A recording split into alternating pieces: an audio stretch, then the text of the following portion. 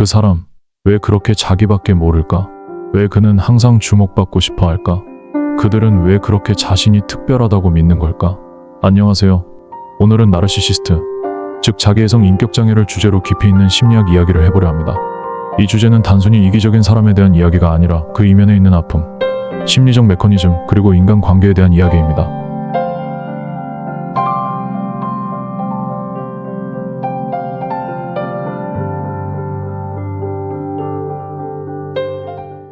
먼저 나르시시스트라는 개념부터 짚어보겠습니다.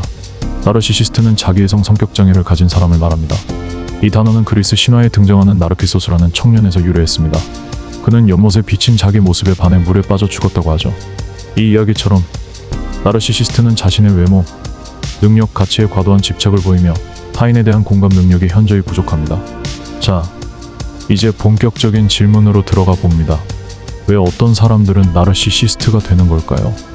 첫 번째, 나르시시즘의 뿌리를 파고들다 보면 그 중심엔 어린 시절의 양육 경험, 즉 애착 문제가 자리 잡고 있다는 것을 알 수 있습니다. 영국의 정신분석학자 존 볼비는 인간의 정서적 안정감이 유아기 주 양육자와의 관계에서 시작된다고 주장했습니다. 그의 이론에 따르면 아기는 양육자의 반응을 통해 세상이 안전한 곳인지, 나는 사랑받을 가치가 있는 존재인지를 배우게 됩니다. 안정애착, 아이는 부모를 신뢰하고 부모가 돌아오면 쉽게 진정됨. 회피애착, 부모의 무관심이나 거절로 인해 감정을 억누르는 습관 형성. 불안애착, 부모의 반응이 일관되지 않아 불안정한 애착 형성. 혼란애착, 학대나 방임이 동반될 때 나타남. 사랑과 공포가 공존. 나르시시즘은 특히 불안애착, 혼란애착, 회피애착 유형과 깊은 관련이 있습니다. 이들은 어린 시절 사랑받기 위해 조건부 자아를 만들어냅니다. 이 자아는 있는 그대로의 나가 아니라 칭찬받는 나, 완벽한 나입니다.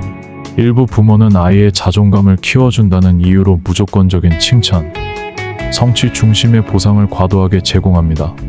우리 애는 다른 애들과 달라. 특별해. 1등 했구나. 역시 우리 아들이야. 이런 양육 태도는 아이에게 다음과 같은 메시지를 내면화시킵니다. 나는 특별해야 사랑받을 수 있다. 항상 인정받아야 나는 가치 있는 사람이다.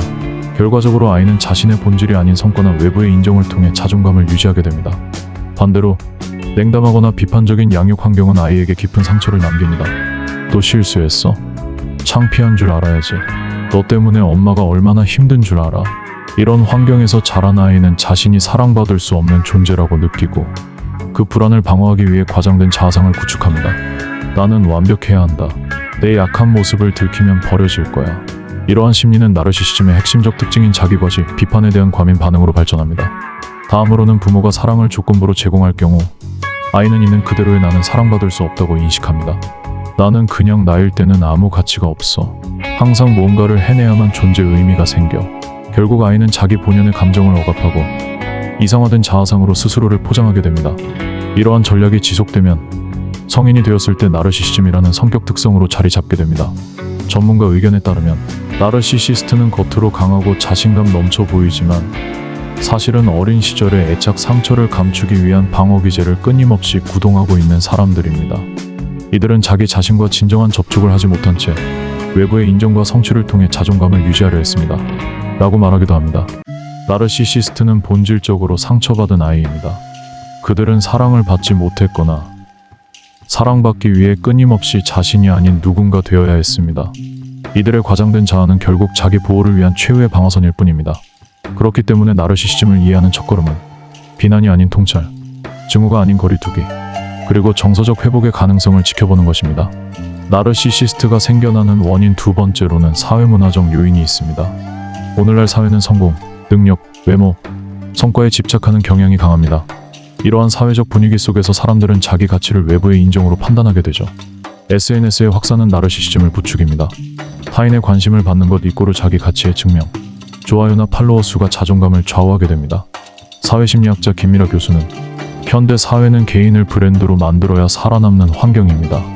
자연스럽게 자기 과시는 생존 전략이 되었고 이는 자기애적 성향을 강화시키는 구조를 낳습니다. 라고 메시지를 남기기도 합니다. 일부 연구에서는 유전적 요인도 나르시시즘 형성에 영향을 미칠 수 있다고 보고합니다. 예를 들어 뇌의 특정 부위 전두엽, 편도체의 구조나 기능 이상이 공감 능력 저하나 충동 조절 문제로 연결되기도 합니다. 하지만 전문가들은 다음과 같이 말합니다.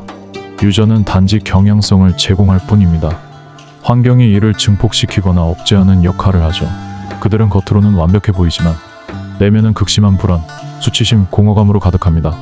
끊임없는 타인의 인정을 필요로 하고 비판을 견디지 못하며 인간관계를 도구화하는 경향을 보입니다. 나는 모든 걸 완벽히 해냈어. 이건 누구도 부정 못해. 조금 부족한 부분도 있었던 것 같아. 너는 날 시기하는 거야. 날 깎아내리려는 거지.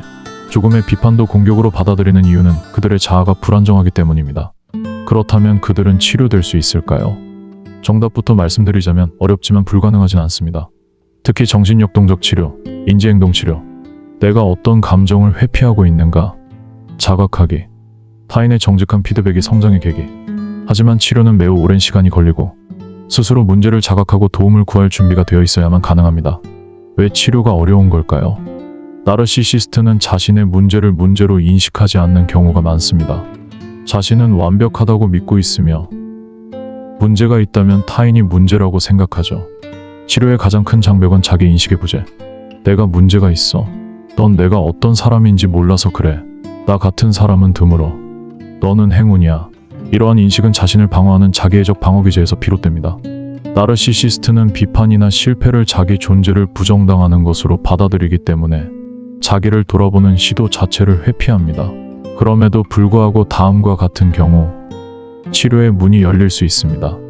극심한 관계 갈등이나 인생의 위기가 왔을 때, 이혼, 직장 내 고립, 사회적 실패 등을 통해 현실에 충격을 받을 때, 타인으로부터 반복적으로 상처 주는 사람이라는 피드백을 받을 때, 우울증, 불안, 공허감 등 동반 정신 증상이 있을 때, 나르시시즘 아래에 숨겨진 내면의 고통이 수면 위로 올라올 때, 이때는 스스로도 왜 이렇게 공허하고 외로운가?를 고민하게 됩니다. 전문가들은 자기애적 성격장애는 단순히 이기적인 사람이 아니라 깊은 결핍과 두려움을 감춘 사람입니다. 그들의 변화는 가능하지만 단단한 심리적 방어막을 이해하고 그 틈을 조심스럽게 열어야 합니다. 라고 설명합니다.